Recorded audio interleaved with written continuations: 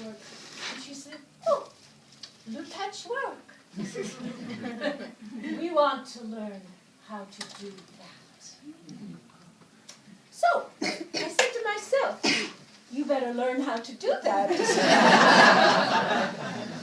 And that's what kept me in Mali. I learned from books how to do patchwork quilting because they asked me to teach them. Malians have a long tradition of textile art, and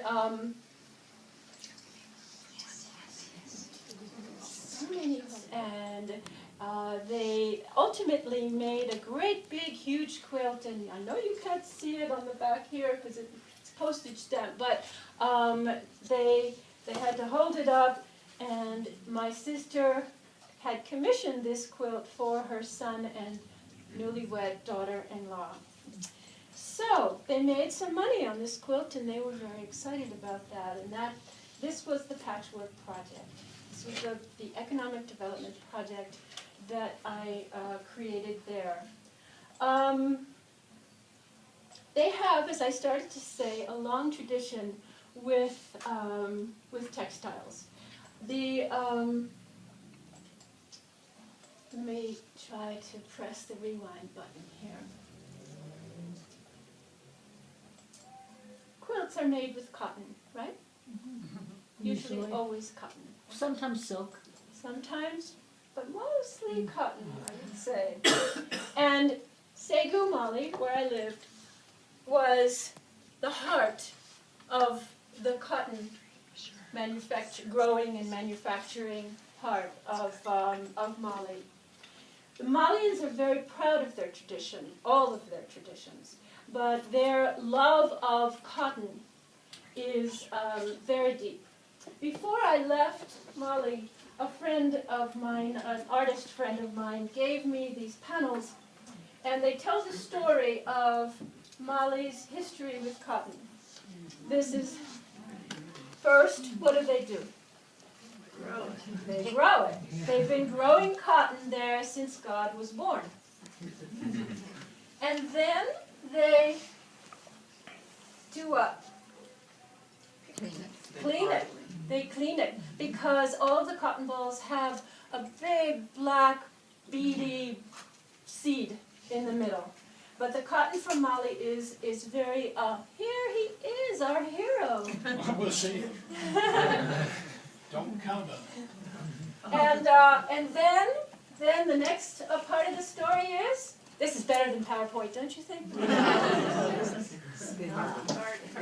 Carding. And spinning. And spinning. Okay? So they're experts at all of this. Then, notice there were women that did all of this. Then, what do the men do?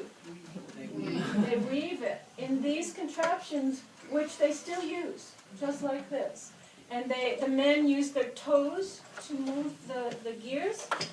And then they have these panels of hand-woven cotton. And from those panels, they make what? Clothing, and then they celebrate. So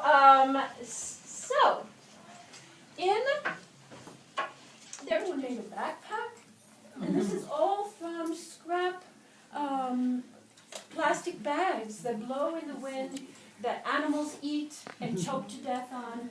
So these little girls love their club crochet. Next. This is my house. Very bare in the beginning, but I planted a lot of stuff, and it became Eden-like by the time I got into gardening. This was my studio, and I had a table, and that's where I did my sewing.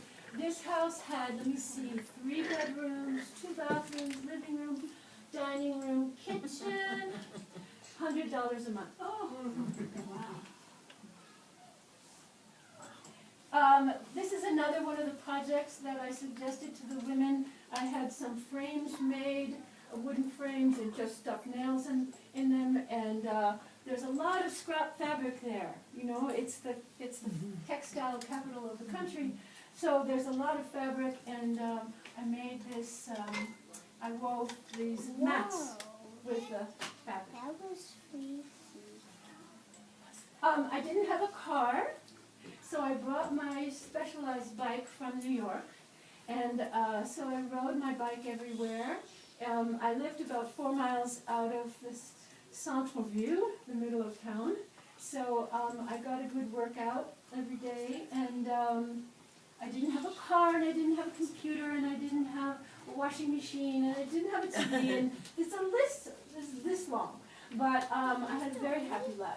So that's what matters. Received mail, or especially packages from friends. It felt like Christmas morning to me. Books in particular reached me without a hitch, because who at the Bamako post office would want to steal a book, much less one written in English? One day, when I opened a package I just paid to receive, I saw a newly published book sent by my friend Paul in New York, who knew of my hopes to teach quilting in Cebu. The book was hidden in plain view, a secret story of quilts and the Underground Railroad, which I just showed you, by Jacqueline Tobin and Raymond Dobard. I couldn't wait to bike home and begin reading it. This book, I soon learned, proposed a controversial theory that antebellum slaves used quilts as maps, indicating routes to Canada and freedom. According to quilt scholar Cuesta Benberry in her foreword, authors Tobin and Dobard established, quote, a significant linkage between the Underground Railroad effort, escaping slaves, and the American patchwork quilt, close quote. The quilt code, which this book deciphers, was, says Benberry, quote, a mystery-laden secret communication system of empowering quilt-making terminology, as a message map for black slaves escaping on the Underground Railroad. This revelation struck me like a dazzling epiphany. For my patchwork project quilting classes, I could teach the same patchwork designs that were used in the Underground Railroad quilt code, outlined in this book. We could come full circle, making freedom quilts for Americans that would in turn help provide economic freedom for these Malian women. Controversial theory or not, the quilt code felt right to me. I could see Harriet Tubman, the escaped slave, who was herself a quilter, leading more than 300 other slaves to freedom along the Underground Railroad. I could see this courageous latter-day Moses enlisting other slave quilters in her surreptitious efforts. So then we turn the page, and suddenly we're on a plantation in South Carolina in the early 1850s. So come with me in your imagination. One sunny Sunday afternoon in autumn, while her grandchildren were playing outside and she was inside sewing, there was a knock on Jeniba's cabin door. The woman Jeniba saw there was a stranger to her, small of stature, dressed completely in black as if in disguise. The woman wore a wide-brimmed black bonnet tied under the chin, which hid her face, and a long-sleeved black satin dress cinched at the waist that reached to the dusty ground. Only her small, brown, leathery hands folded together in front of her proved she was African. Yes, Jeniba said, wondering who this could be and what she might want. Jeniba was unused to visitors on a Sunday afternoon when most of the others were resting at home in their beds from their week-long field labors. Was the woman in black a missionary from somewhere, here to convince Jeniba to attend her church services?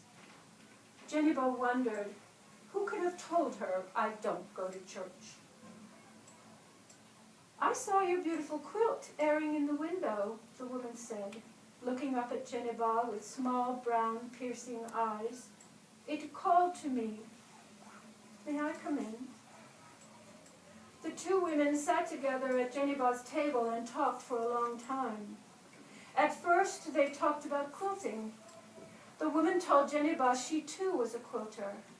When she said she admired Jenny-Ba's quilting skills, Jenny-Ba opened an old wooden trunk and showed her the multicolored quilts she'd made for herself over the years. They are my griots, Jenny-Ba told her. They speak for me. They tell my story. What is your story? The woman asked, leaning forward and pinning Jenny-Ba with those eyes. Tell me, in words. No one had ever asked this of Jenny-Ba before. I come from the kingdom of Mali, she said. My village was beside the Niger River. Fields. Jenny-Ba could not go on. She sat back in her chair and shook her head, exhausted by the words she'd had to pull up as if out of a deep, old, abandoned well.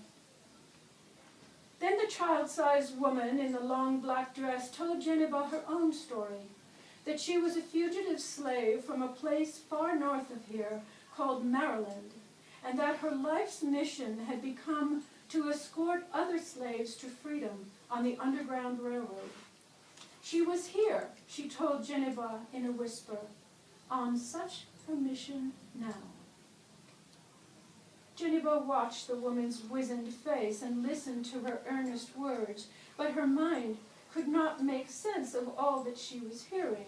A railroad without wheels or iron tracks, underground, yet through the woods, streams, and cotton fields. What kind of mission was this? Was this woman in the smooth black dress, sitting stiffly at Jenny-Ba's rough wooden table, touched in the head? Or even a witch? Jenny-Ba had seen with her own eyes what happens to runaway slaves. In the many years since she was brought to this plantation, she'd witnessed a handful of attempted escapes. Each of them were unbridled young men without a plan, who had taken off on their own at night on foot, without so much as food to eat or a blanket against the cold, and who were tracked down by patrolmen with guns and bloodthirsty dogs and brought back within days. Each time, everyone in the slaves' quarters, even the children, were forced to watch the returned runaway's punishment. He was tied, naked, face forward, to a tree, and whipped by Mr. Wilson personally until the young man's back and buttocks and legs were no longer recognizable as parts of a man's body. They were raw, red meat. The last time this happened, when Bo was just a boy, Jenny-Ba had tried to shield his eyes and pulled him into her skirt with the other little ones, but Bo stepped away. He kept his eyes fixed, not on the boy being whipped, that boy was only in his teens, but on the man doing the whipping. Bo watched, transfixed, it seemed, by the man's strength, the snap of his right wrist, the righteous determination on his flushed face, his holy admonitions, "You must obey me. I am Mr. Wilson, your master." That whipped teenage boy never again disobeyed. Just weeks later, he died of infection caused by his wounds. People here don't speak of running away, Jenny-Ba told the woman at her table. We are too afraid of our owner, Master Wilson. Or if some do talk among themselves about escaping, they don't tell me.